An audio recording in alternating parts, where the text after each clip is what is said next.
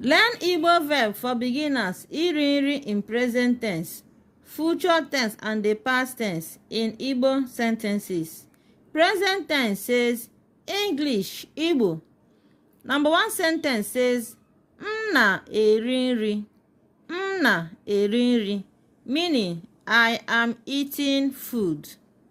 Remember, we use green marker to mark the pronouns and the I.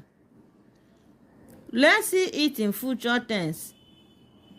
Igbo, English, m ga-eri nri. M ga-eri nri. It means I will eat food. I will eat food.